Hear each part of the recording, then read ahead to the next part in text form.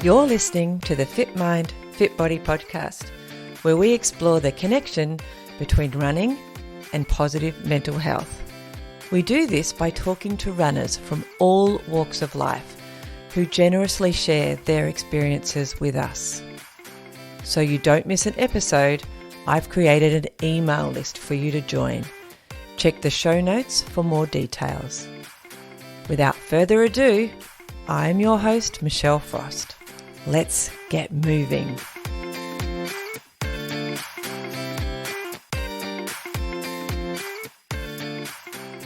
Welcome to this episode of the Fit Mind, Fit Body podcast.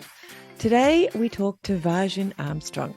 He is a sponsored athlete who gets to travel all over the globe and run ultra marathons, which is awesome. But even more awesome is that he is on a journey of self-discovery through meditation and his running. Now, as if you've listened to any of my episodes, you'll know how fascinating I would find this conversation. I found it so fascinating that we spoke for 2 hours.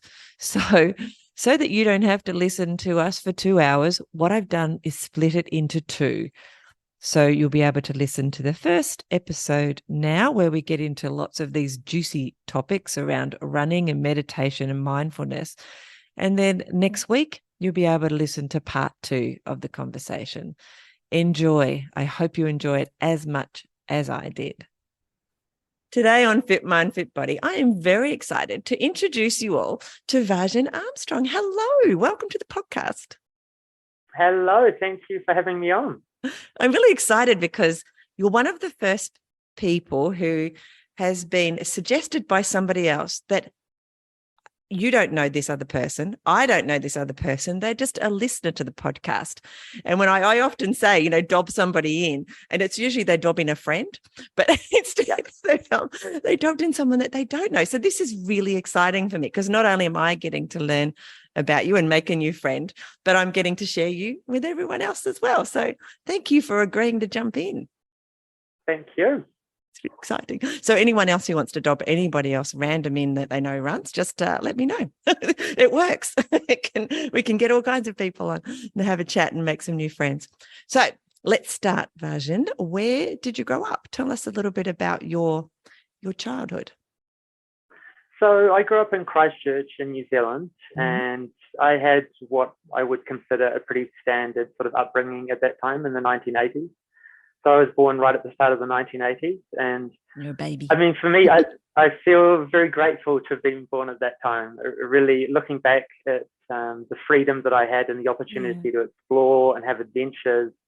And the world definitely seemed to be a safer place at that time in some ways, whether it's, just in the minds of the people or that was really the reality. But I mean, I remember just spending, a lot of my time adventuring, traveling around with my friends on bicycles, playing a lot of sport, doing a lot of outdoor activities.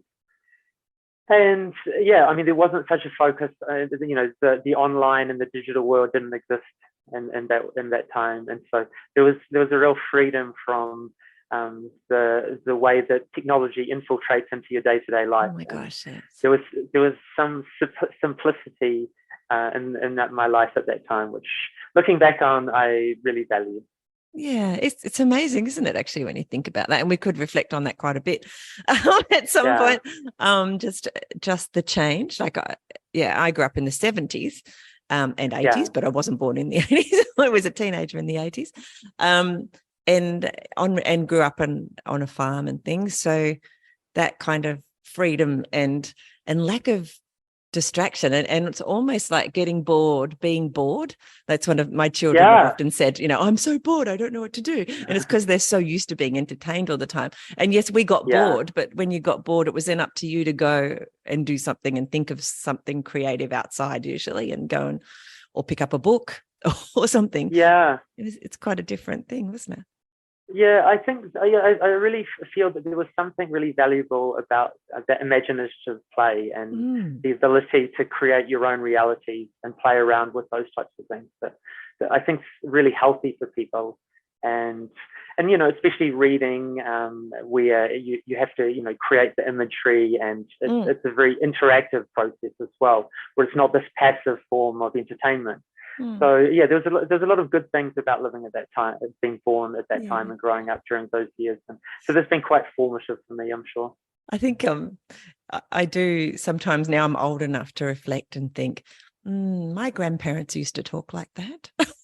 They used to say, in my time, we didn't have this television and we didn't have this microwaves and things. It was quite it's quite interesting to see that generational change. Yeah, and I mean, what I like to say about it as well is it's different perspectives. And so when I talk to my grandparents, they had a very different perspective about life and reality, and I have a different perspective about life and reality than people who were born, around the year 2000, or people who are millennials.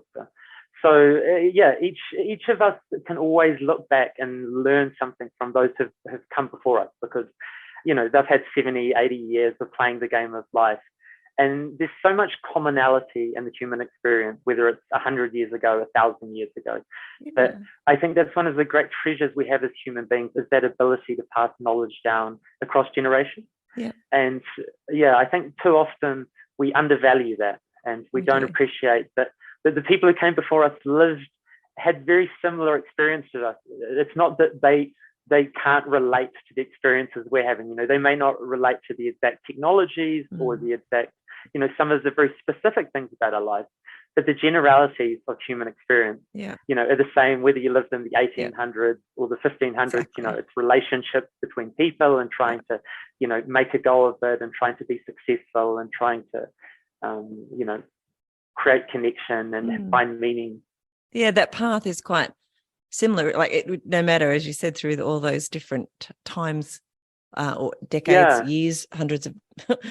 Anyway, the path is quite similar, as in we're born, we go on, we have a life, and that life is, when it comes to relationships, as you said, whether it's, we find someone to love, or people, or whatever, and then sometimes we have children, and then we get to the other end of our life, and that kind of linear thing is the same whether you were born in the 1800s or the 1300s or whatever, or now.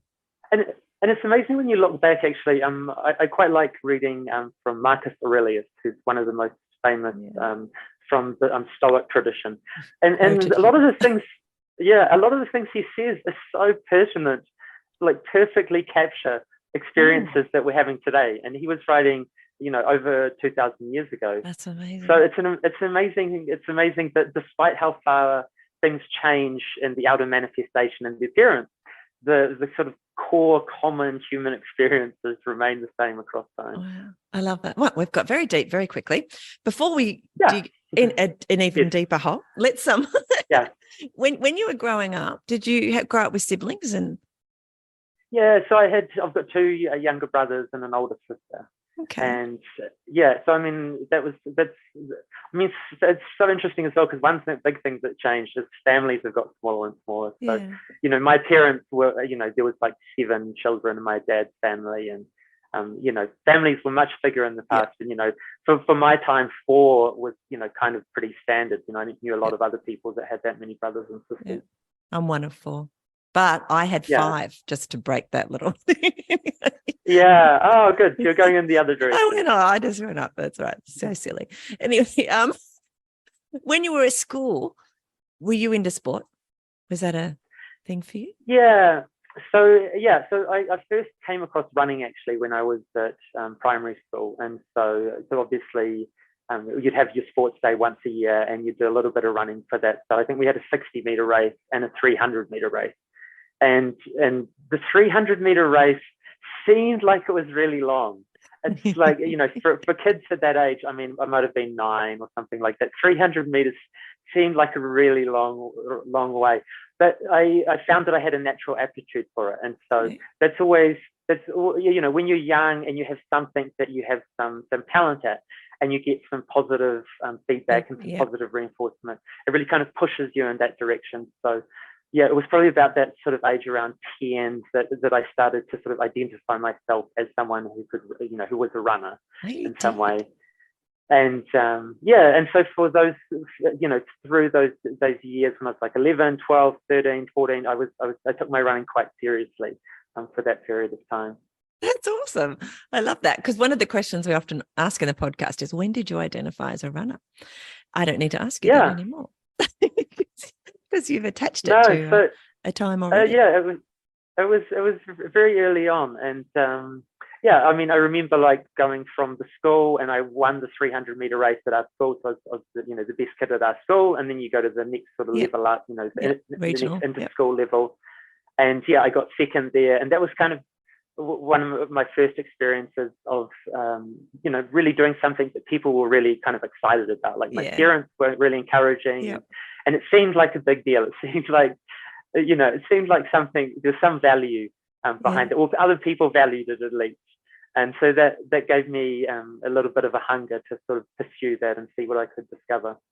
Oh, I love it. I actually had a similar experience, but mine was in high school. I was quite good at running in high school and became, in my head, I'm a runner. I run because other people say I seem to be good at that. It was irrelevant that I was in a very small town, in a very small school, and doing well out of a small pool of people.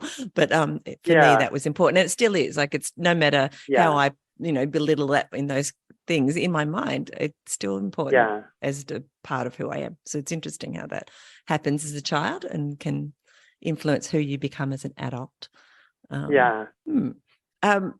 So what about school itself? Are you an academic person? What did that look like for you? So my family's relatively academic. Like, my sister ended up studying a PhD in Australia, and so there was kind of, she always set a high bar for the academic side of things. And so I found school, I mean, I did find it quite engaging and true to a certain point. And it was probably like, there's kind of 2 points in my life, like before the age of 15 and after the age of 15. Okay. And there's kind of 2 very distinct chapters of my life. And so until I was sort of that sort of point in my life, I was really, really engaged. I was really engaged in school. I was really engaged in sports. So, I was doing my athletics, and I was taking that really seriously. And that was probably the key, one of the key moments there was I had my first real crushing disappointment when that was through sports, and it was through running. And that was when I was 14. And so from sort of when I started taking running a bit more seriously, which would have been like 11 or 12, and I actually started doing a little bit of training, and I joined an athletics club, and the success was quite linear. Like, each year I got a little bit better, and I was a little bit more competitive.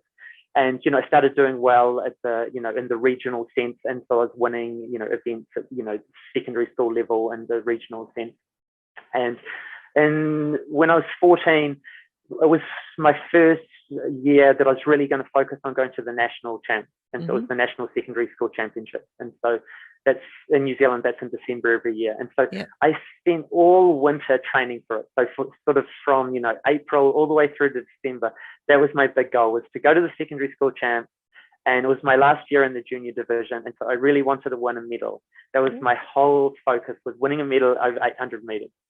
And so I trained really well, and I went up there, and I was really focused and convinced of my ability to achieve my goal. And there's at the secondary school champs, there's so many kids taking part. So they have heats, they have semi-final, and then a final. And so I think I won or got second in my heat, and I felt really good.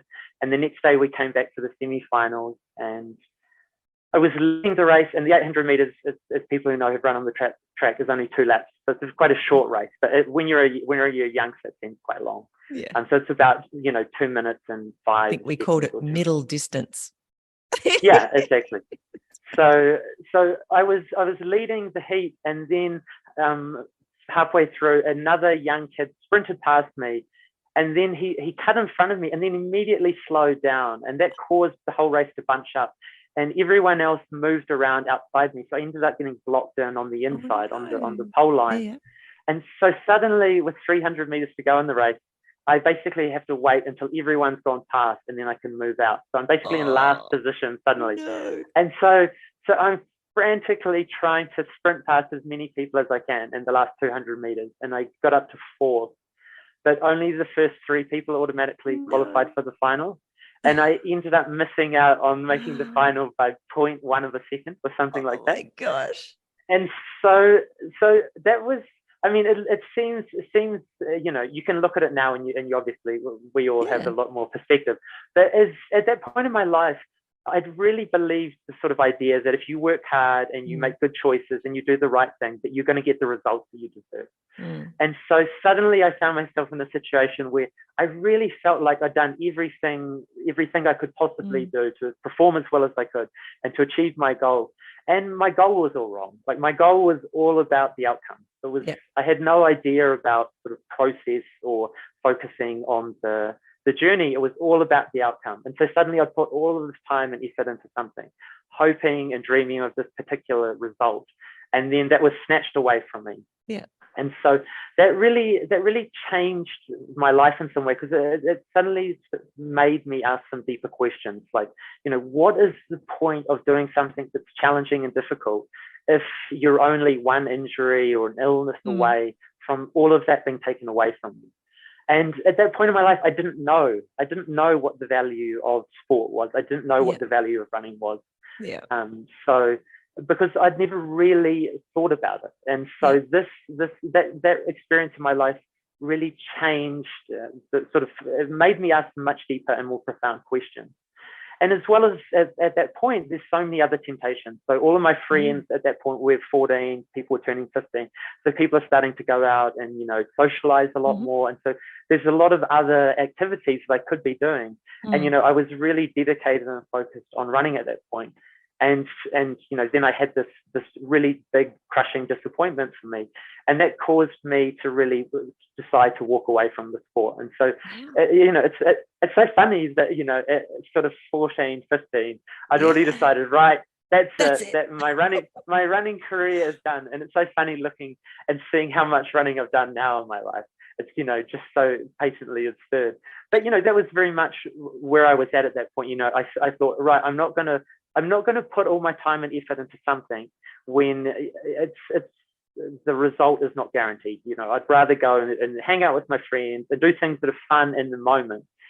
And so that started me off on a completely different journey. And that was really when I started to sort of explore other avenues of life. And that's when I started to become interested in meditation and consciousness and all of these other things, which, that's really sort of the guiding principles of my life now. So, but it all started from this crushing disappointment. So I'm so grateful that I didn't get a medal. Like, if I'd won a medal there, it would have been an absolute tragedy. But at the time, it was a tragedy that I didn't win a medal.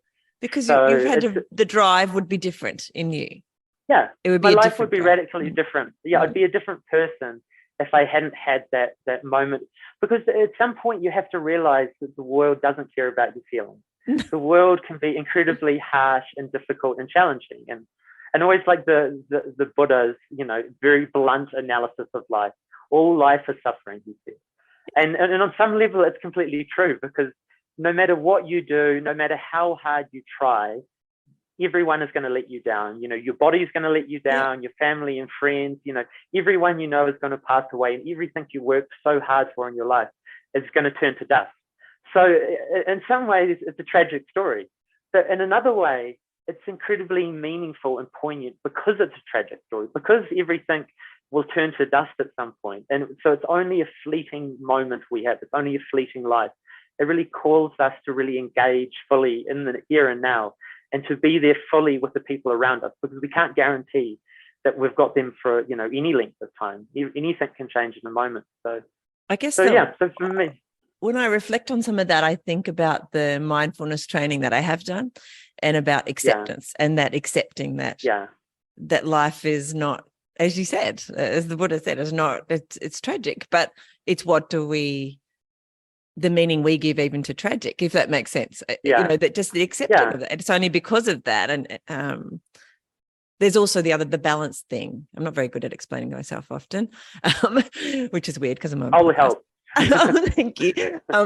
There's the balance as well, so that if we didn't have things in our life that were horrid, we wouldn't really know when things are amazing. If everything was vanilla all the time, that would be kind of boring too. So there's that, you almost need to have the opposites, the yin and the yang, in order to appreciate the amazing things we do have, as well as accepting the things that are not great.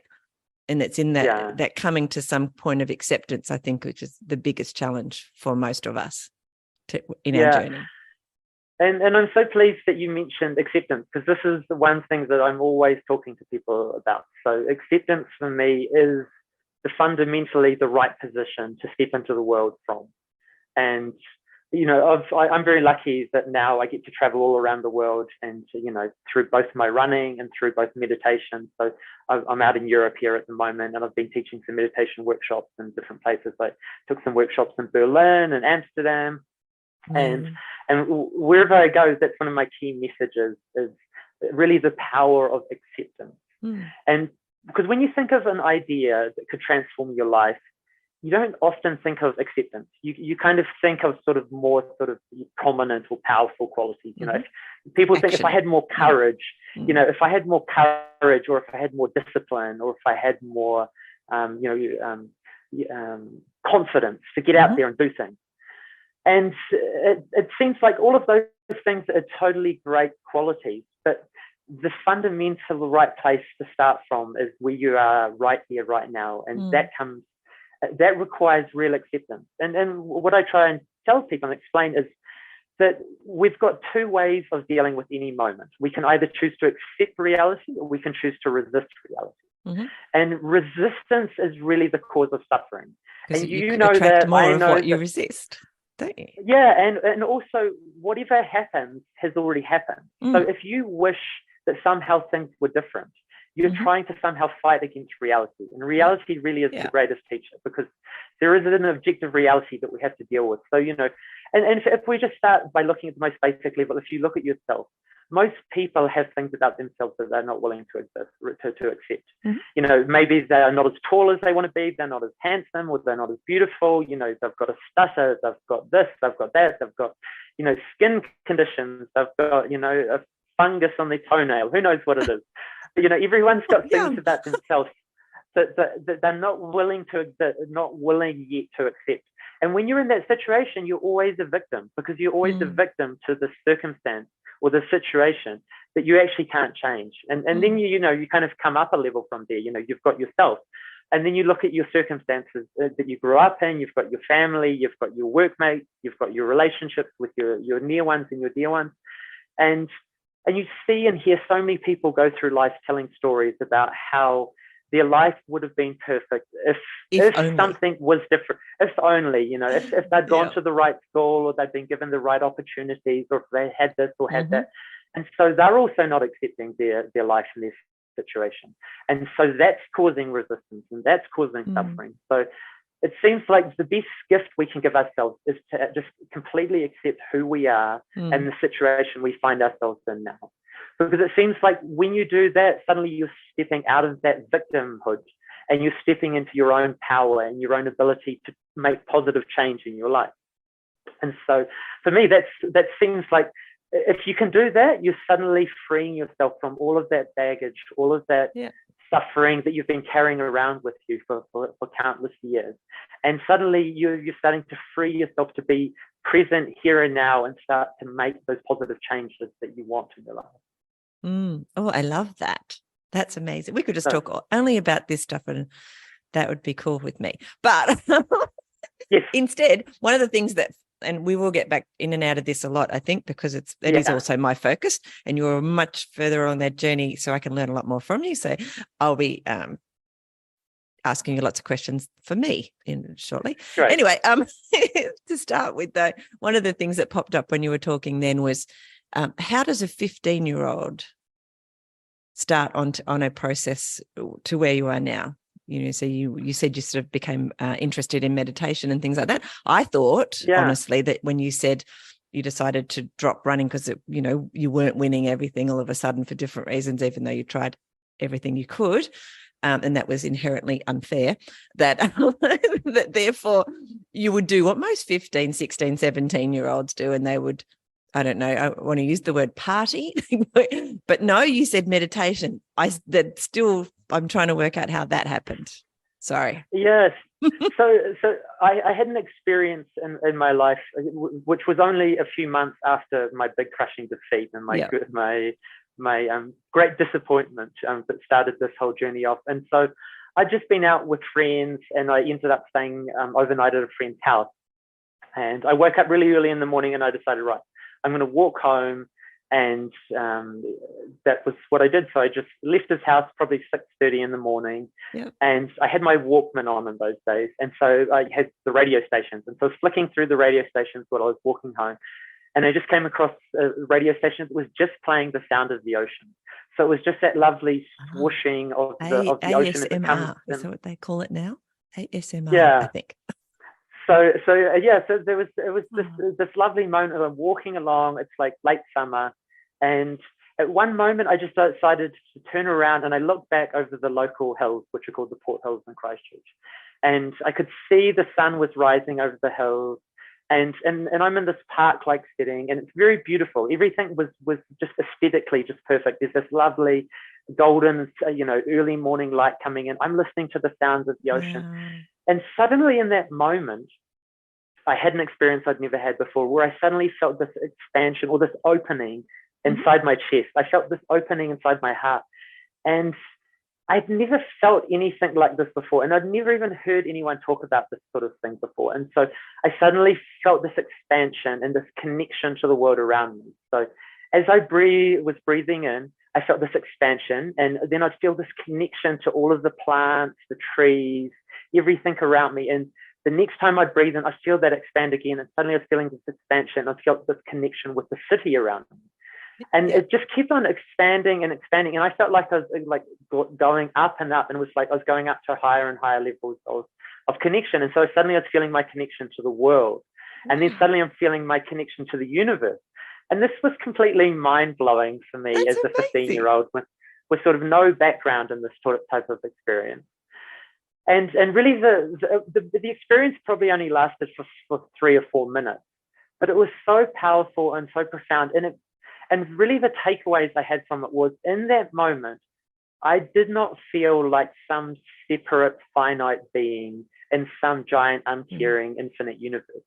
Mm-hmm. In that moment, I felt absolutely connected to the universe around me. And I felt like that I was an integral part of that universe. I was not something separate outside of it. And this is a big human problem, that often we find ourselves as some sort of imposter here in the world. We find ourselves as some outsider who's been thrown into reality. And it's a painful and difficult experience for all of us to deal with. But in this experience I was having, I felt completely integrally whole with reality. And the universe in that moment, to me, it's in true nature seemed to be unconditional love. Like that's the only words I could use to explain what the nature of reality felt like to me in that moment. And so it was so profound and powerful that experience alone has led me on a journey, of nearly 30 years now. So what was the next step for a 15-year-old? So the next step was to run back to my friend's house and wake him up and tell him, hey, I understand the universe. And for him, he was like, what are you talking about, man? Like, go back to sleep. And so that really started, like, if I was going to explain my life in a few words, like I was thinking about this earlier, like the words that I used were explorer or seeker. And so for me, that's what I've been doing. Since I had that experience, I've been constantly seeking and exploring both the outer world and the inner world, trying to understand and to bring some connection and full integration in my life between that experience I had at that point and then how I choose to live my life, because that experience was so profound. And it was also very difficult because I had to keep going to school, and I had to deal with my teachers and my family and all of the normal everyday things to my friends.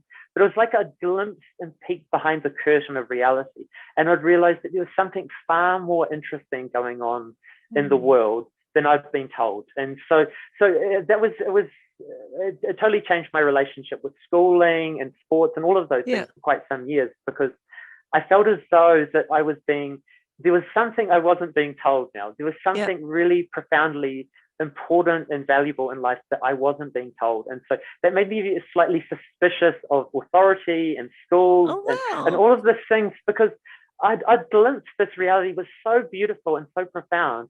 And yet every day at school, we were being told to, look at, the valence shells of electrons, on an atom. And I was like, there's something incredible going on here. No one is talking about, like, what is going on here? So my interest in academics and schooling and all of those things really waned very quickly. But my interest in spirituality and so I actually started, like, going and sitting in lectures at the university on Buddhism. That was kind of my gateway into real deeper spirituality. So and of course as well, at that point in time, like you said, there's a lot of partying and a lot of people going out and doing wild things. So I explored all of those avenues as well. I thought, maybe there's some substance I can take, or there's something I could do that will sort of recreate that experience.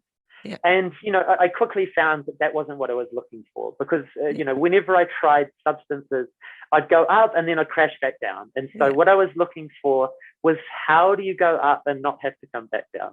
How do you go on a natural and harmonious journey of trying to expand your awareness and try to deepen your reality without having to have these huge crashes, that people have when they go out partying and using substances and things like that. So, wow. So did you, it's pretty amazing, really. I'm trying to compute all that into my head.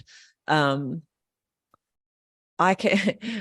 remember having a similar feeling, but I was running, early in the morning in my 20s, running the furthest I'd run at that time, but the sun was coming up and that beautiful sort of, and feeling, completely one with everything and connected, as you said, on all of that.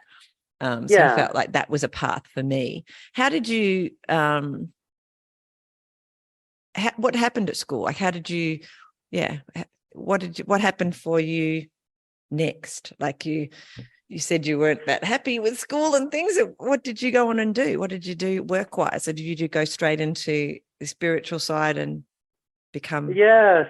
So that was a long and slightly difficult journey to find some meaning, because first of all, you've had this glimpse of something, but you don't even know what it's called.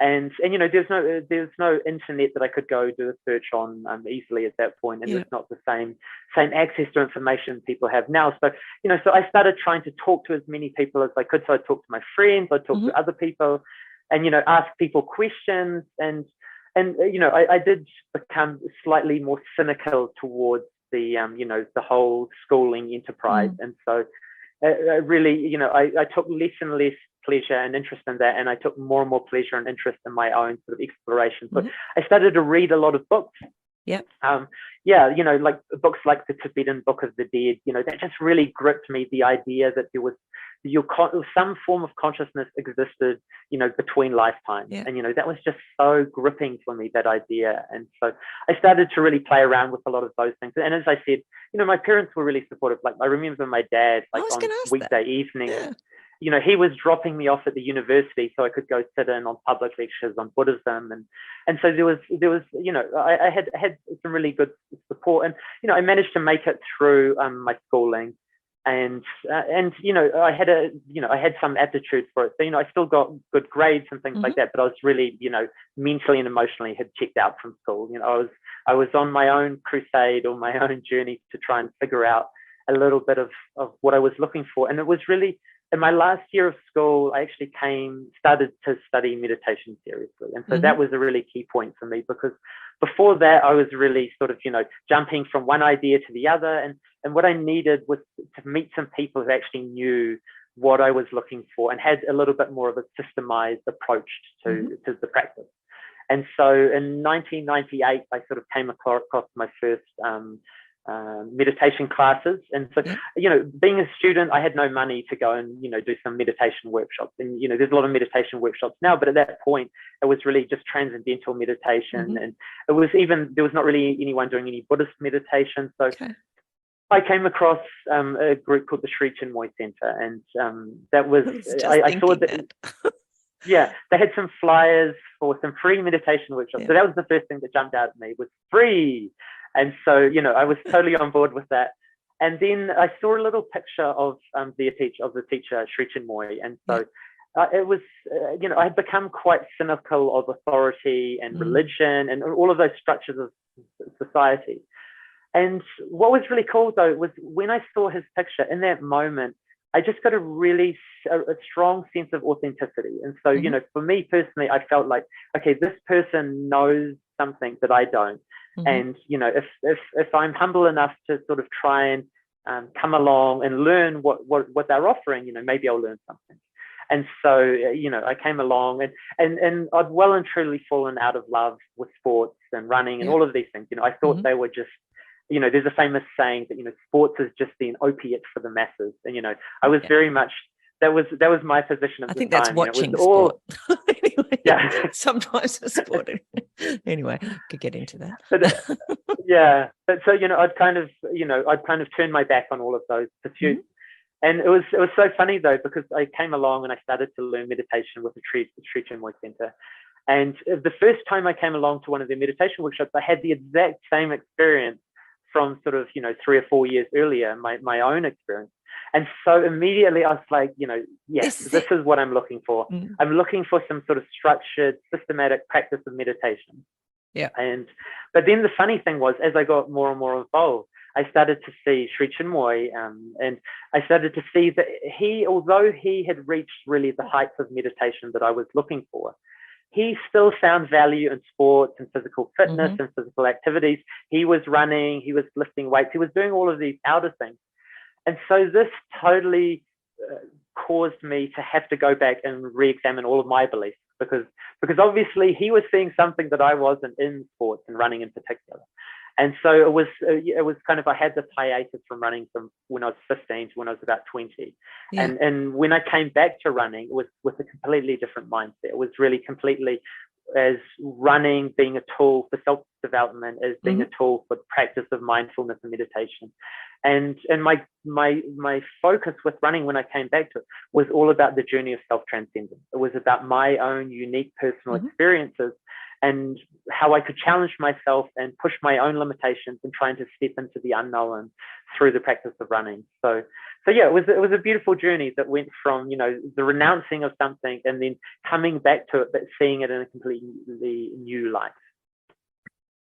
So when that happened, did you then, what did running look like for you then? Because it's quite a different thing, the running at school and even the training that you were doing for the upcoming races and things like that at school.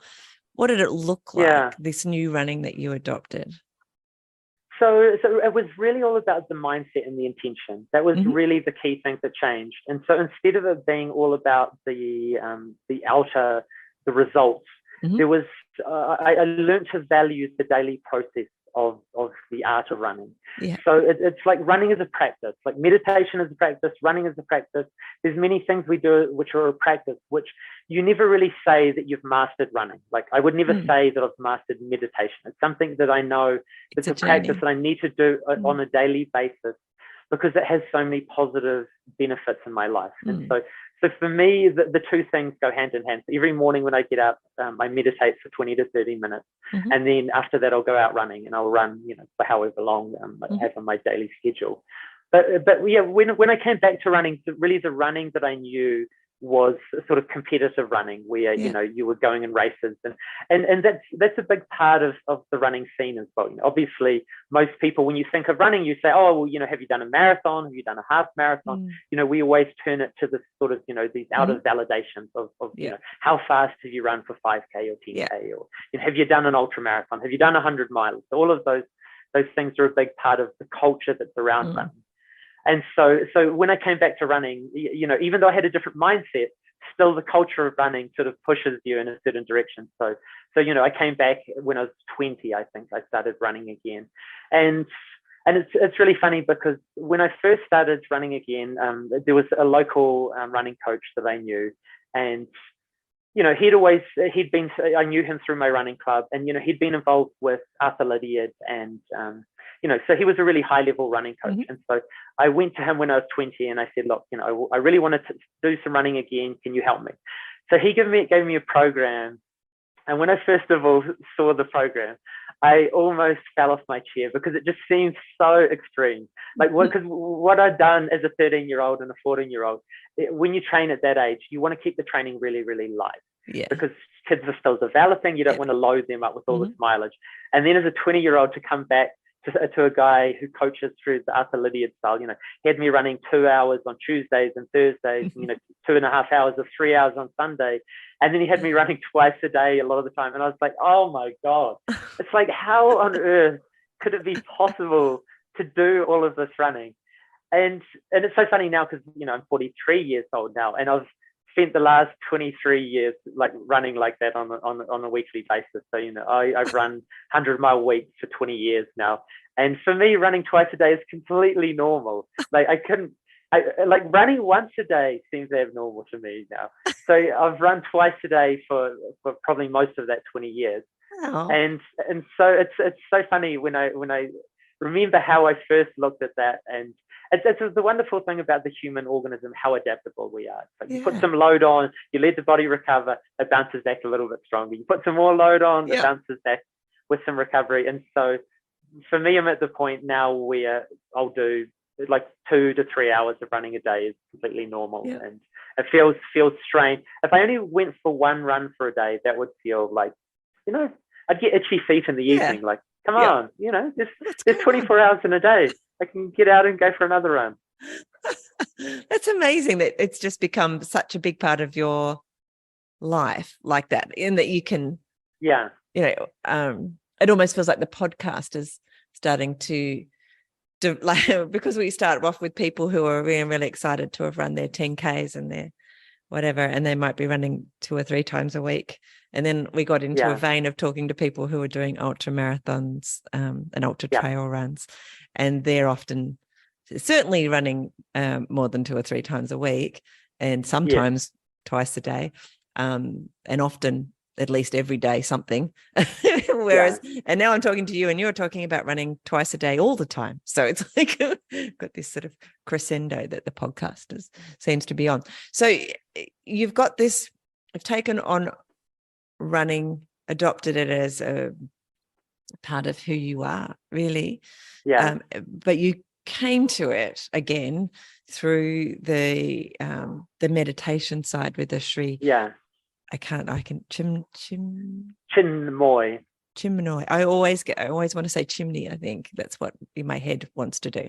So I'm not very good at saying it. So you're now, one of the things that you do is travel the world, you were saying at the beginning, and do meditation classes and all that kind of thing. You talk to people about meditation. Is that through that organization?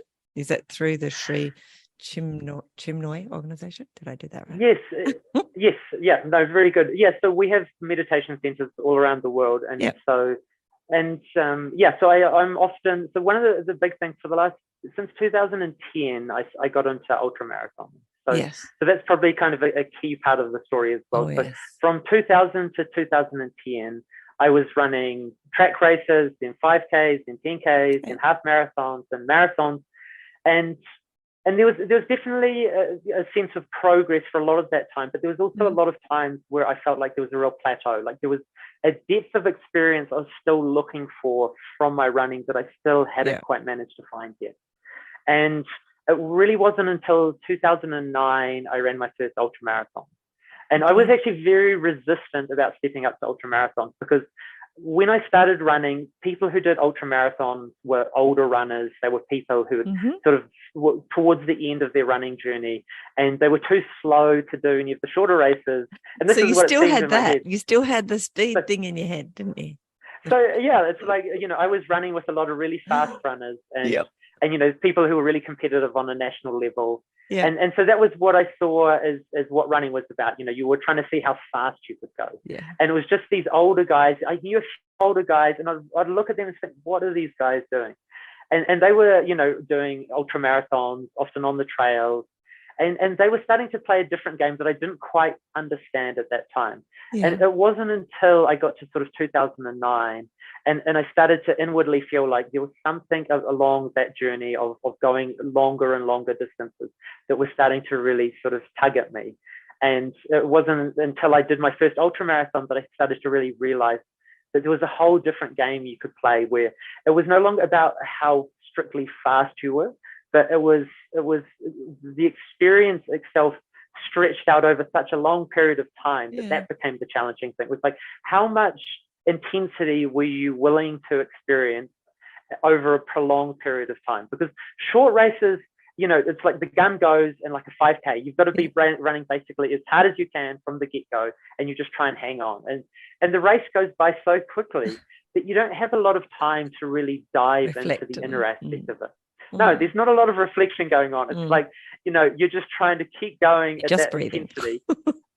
Until you get to the end. And suddenly you're doing a race that might be 5 hours or 10 hours long. You've got a lot of time to sort of ponder the experience that you're actually having. You've got a lot of time to really dive into that experience. And that was what became really fascinating to me, because the experience starts off like an ultramarathon always starts off and you feel great. It's like no one should feel terrible in the first 10 kilometers of an ultramarathon. Everyone's feeling comfortable and they're enjoying themselves, and you've got time to chat with the other runners. And so there's this real camaraderie in the spirit of we're all here together. We're all doing something different, from the first place to the last place. There's a oneness between all of the competitors in those types of races. And it's over time, slowly but surely, the experience becomes more and more challenging until the last quarter of the, of any ultramarathon race becomes incredibly challenging. And it tests you and draws out things from you, and it asks you to pay a price that's very different to a 5K. A 5K, you can really put a lot of sort of, vital and emotional energy and just really force yourself. An ultramarathon, when you get to sort of 2.5 hours to go, and you're already feeling like, wow, it's been a long day already, still got like, some big climbs and some big mountains to go through. It really asks a different question about what price are you willing to pay to get to that finish line? And you learn things about yourself that you don't learn in a 5K. And so for me, that was deeply interesting. It's like, what would you find out about yourself when you've been running for 80K through the mountains, and, you get to the bottom of a big alpine climb and 1,000 meters of vertical in front of you? What would you learn about yourself in that moment? And so that's been the game that's really started to deepen my running experience. And so sort of from 2010 onwards, I've been really lucky that I've been able to travel the world and do a whole lot of interesting races all over the world. The one of the people on the podcast, whose name escapes me, he's one of Australia's ultra marathon runners. He talked about that. I asked him, why do you like to do these longer distances, these ultra distances over days and things? And one of the things he said, which is another way of saying what you just said, and that was that he loves the way it breaks you down and then builds you back up again by the time you finish. So it's that kind of whole experience you have in that journey from the start to the end of an ultra marathon. It's very much like that. And it's very much like a whole lifetime in a day, where you have your highs and your lows. You have some really dark moments you have to really battle through, and you have some really triumphant moments. And I always feel that the person who stands at the start line and the person who arrives at the finish line is not the same person. So there's some price that you pay out there in an ultra marathon, and it's some transformative price that you pay. You have to transform yourself in some way to get to the finish line. And I always love that, because for me, if I'm going to spend a lot of time and effort doing something, I want to feel that I'm not just doing it for a physical, material reason, that I want to feel like there's some slightly deeper or more meaningful reason behind it as well. And I always find that when I focus on and train for an ultramarathon and go through that whole process, it is transformative. Even though I've done 70 or 80 ultramarathons, each time I line up and go through the experience, it's still in some way transformative. And you see that the sport continues to progress, because as people get up to a different level, they do their first 100K and they do their first 100-miler. And now it's progressing to there's 200 milers, and there's backyard ultras, and there's all these multi-day ultras. So there's it doesn't seem like we've found the limit of what we can learn through this endeavor. And it's really fascinating for me as well to see how in our modern world, where the modern world is so focused on comfort and making your life easier and more convenient. Why on earth then are all these people finding themselves lining up for backyard ultras, It's 100 become mile quite a races. thing, hasn't it? It's quite like, if you think about it, like when I was, like I can remember when I started running in my 20s, apart from my younger years like you, we had the runner's world and I was going through it, but it just wasn't, it's just, there were the number of people trying to do the longer distances, especially, or even just running in general. It's just exploded in the last decade or so, I think. Yeah. So, and I think there's something that our culture is missing. There's some form of challenge or struggle or difficulty that people are really craving. It's like they need that in their life, and they need it so much that they're willing to pay hundreds of dollars to do these races. The more comfortable they get, the less comfortable they know that they want to get. Exactly. So it seems like this experience has some value for people that society hasn't quite grasped yet. And I think people who've done these events have realized that there's something that they get from doing these things that the rest of their day-to-day life isn't providing them. And often people who are outside of the running world will look at these people and say, oh, these people are crazy. What are they doing out there? But no one's crazy and no one's stupid. People wouldn't be doing these things unless they were getting more value out of the experience than the price that they pay to do these. To do it, yeah. And that's so, physical, not just dollars. Yeah, and so exactly. There's a very high price that you have to pay. And so I think it's always good that if you see people doing something you don't understand, don't immediately think that they're stupid or what they're doing is wrong. What you instead want to think, okay, these people have seen something that I haven't seen. They're seeing some part of reality that I don't quite understand. And exactly. And so maybe if I talk to them with an open mind, maybe they'll share with me a little bit of what they're actually doing. Like, what are they out there doing? When someone's doing a backyard ultra and they've been out there running for 2 days, around a 7-kilometer loop, like, what are they really doing? Because on one level we see the outer aspect, but there's something much more interesting going on inwardly, I think. Yeah, I agree. It's fascinating. And it's not necessarily anything that they could articulate either. No, but I think human beings are really good at seeing, like, when we admire someone or we see something in someone else, it's that sort of idea of sort of mimicry, or it's like, for me, when we see someone we really admire, it's not the person that's important, it's the qualities that they're manifesting. If you really admire a great sportsman, or a great artist, or someone, a great politician, or a world leader, Nelson Mandela, it's not the person themselves that you're admiring, it's the sort of the transcendent qualities that they've manifested in their lives. And so when we see someone doing something and we get inspired by what they've done, there's something, we're seeing something transcendent in what they did. And so it might be even a friend of ours, and our friend, may have run their first 50K race. And we look at them and we realize our friend is not the same person that they were 6 months ago. There's something about them that's changed. And we're seeing that discipline, or that courage, or that bravery, or that confidence that they've gained. We're seeing that they've gained something from doing that thing. And then we're inspired to do that thing too, because we see as well, we're lacking in some of those things. Maybe we need more discipline, we need more confidence, we need more bravery or courage or whatever it is. And so I think that's always really interesting to pay attention when you do see people around you and you start to admire something about them. Like, think, okay, what really is it? Because it's not really the person. The person is just the vehicle. It's the qualities or that we're picking up, that we desire. That we're picking up, exactly. Yeah, I love that. That's a really good point. I don't know how to ask this question. How do you deal with the concept from others, but also maybe internally, that some people deal with when they're doing ultras, and that is that it's a selfish endeavor?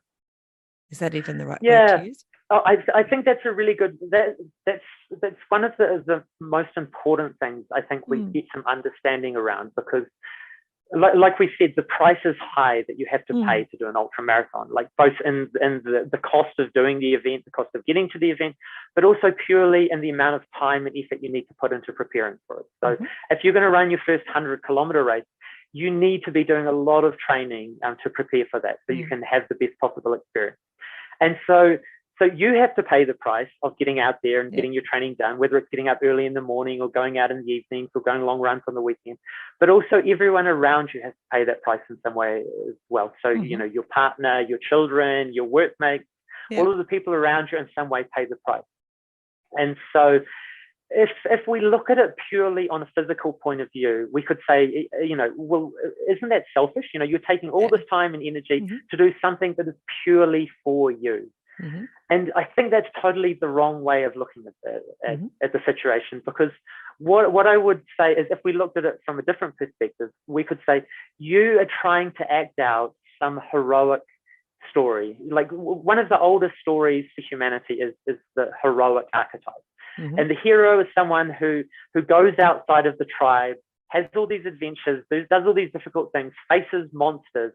And while they're out there, they learn something of tremendous value. And this is what we sort of, in the mythological sense, you would talk about the treasure, the gold. You defeat the dragon and you get this gold.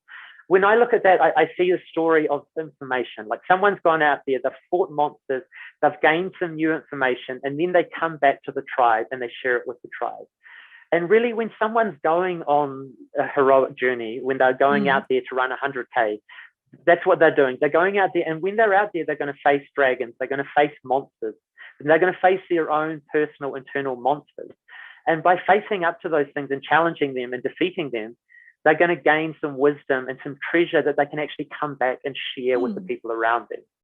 So I would say it's actually the most valuable possible thing you can do for your family, is you go out, have some adventures, challenge yourself in some ways, face a dragon, find out what its treasure is. And when you come back to your family, you're not the same person that left on that journey. And although the price can seem really, really high, if you can come back as a transformed person with more wisdom, with more depth, with more compassion, with more love, any of these things are going to make your relationships with your family so much more profound. And in some ways, more importantly as well, you're passing on this archetype, this idea of being a hero and going out and challenging ignorance. And so that's something that, like, to me, that is the best and most valuable thing you can offer to the world around you, is be a true example of what a human being can be. And so, although your workmates may tell you, you're so selfish, spending all your time doing this, at some point they're going to realize that you going out and doing this selfish thing has transformed you in such a way that it's forcing them to transform themselves. You can't be around someone who's playing the game of transformation without it affecting you. If you have someone in your life who's playing a game like that and going out and really challenging ignorance and challenging their limitations and coming back, it can't help but force you to actually start to look at yourself and to start to realize that you've got areas in your own life that you can grow. So I think it's something of tremendous value and not at all selfish. Very good answer. Thank you. Especially, mothers in particular have a hard time adjusting to that, or people in those kind of traditional roles.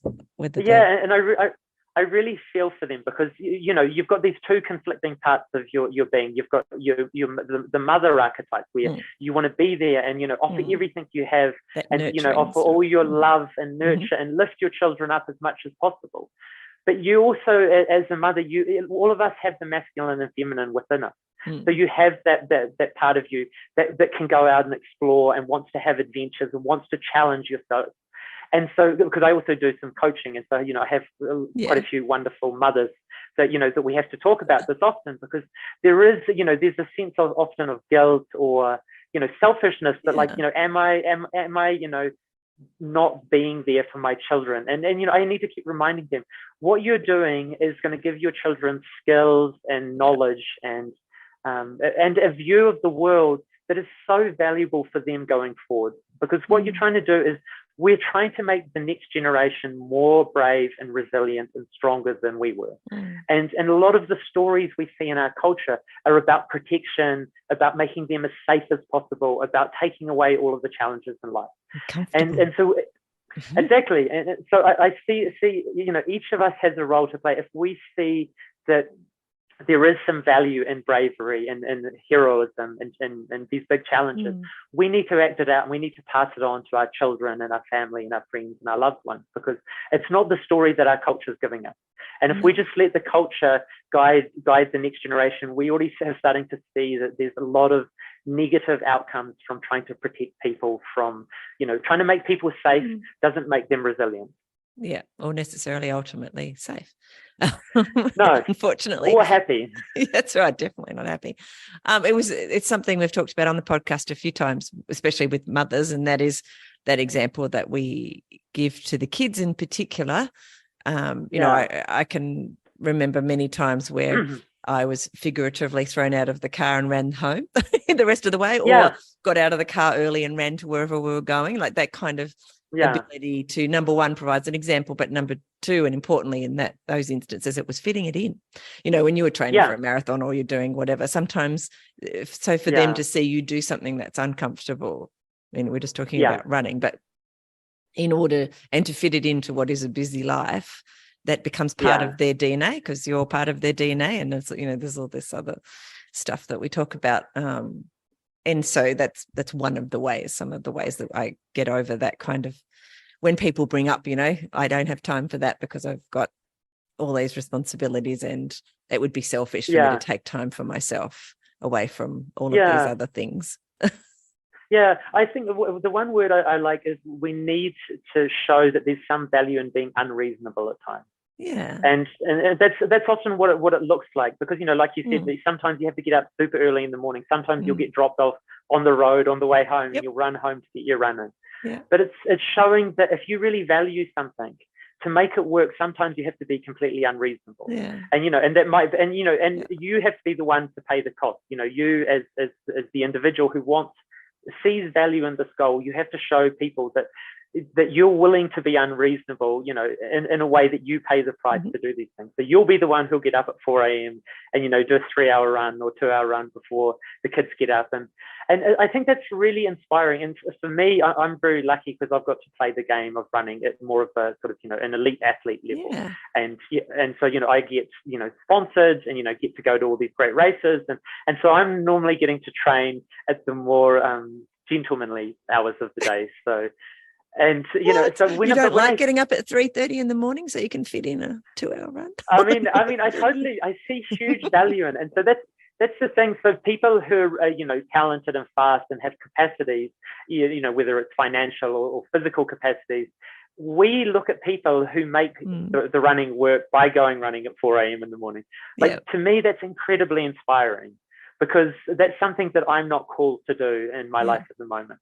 And so when I see someone who actually is called to do that, and they're willing to pay that price to, try and run their first 100K or 100 miles, for me, that's incredibly inspiring. And so when I look at the athletes that I coach, a lot of them, they inspire me, although I've had more success outwardly.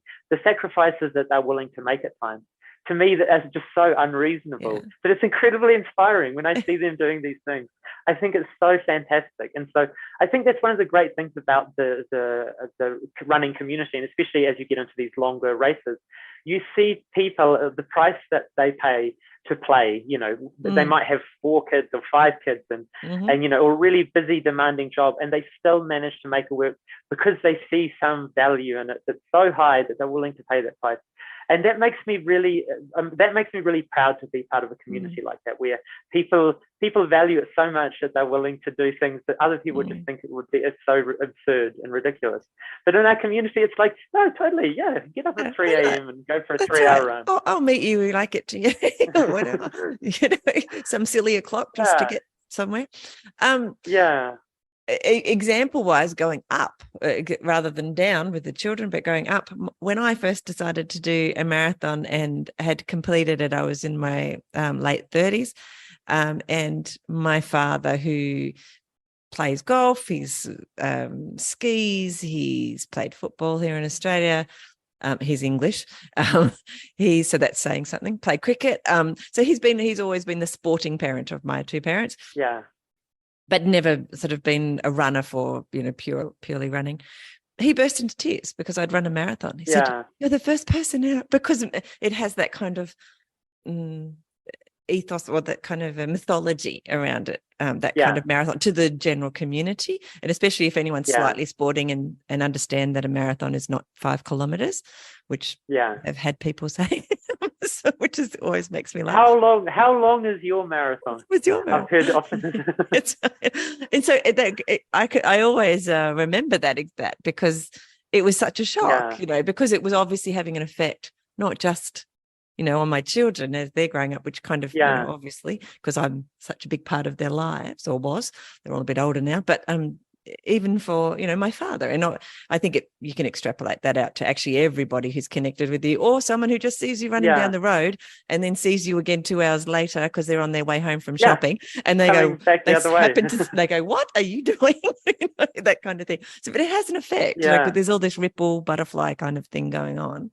I think it's fascinating. Yeah, I think that example of your father, that's a really beautiful example, because for a lot of people, especially if you don't see yourself as an athlete and you see someone else as an athlete, that's kind of part of their persona. And a lot of people haven't had those positive experiences around sport. And so it's so amazing and transformative when you start to create that persona of yourself as an athlete, and you realize you can do difficult and challenging things. And then when you see people in the outside world, people are in your circle of influence, and when they start to interact with you and start to celebrate your success as really an athlete, it's really powerful for people to see that we can at any point in our lives transform ourselves. Yeah. We're not stuck as being the person we are today. If we're not happy with who we are right here, right now, we actually have this amazing capacity to take actions in the here and now and start to transform who we are. And one idea I really like is that often we have this mistaken relationship between the past and the present.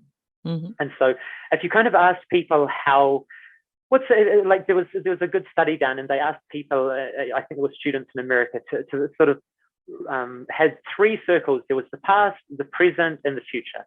And they asked people, what is the relationship, what do you feel is the relationship between the past, the present, and the future? And most people who've grown up in the West will have this idea that the past is on the left. Like if you have 3 circles, you put the past on the left, you put the present in the middle, and you put the future on the right. And it's basically the same way that our writing runs. It goes from left to right. Yeah. And so most students in the study did that. But there were some students from Asia who took all 3 circles and stacked them up on top of each other. Wow. So the past, the present, and the future all existed here and now in this moment. That's amazing. It's like, wow, that's a very different perspective to look at. And so I started to really think about that. And so the analogy that I like to use is that if we look at a boat traveling across a lake, and if we look at the lake, and if it was, say, early in the morning, and say we're standing on top of a hill, and we see the lake is like glassy, crystal clear and very glassy, and you see the boat traveling across the lake, and you see all these ripples coming out, being left, coming out behind the boat. So if we look at the way we look at our relationship, so that's kind of the analogy. I'll just put that there. So the boat traveling across the lake, the ripples passing, coming behind it. The way we look at our lives often, we see every action we've taken in the past has led to us being who we are right here in the present moment.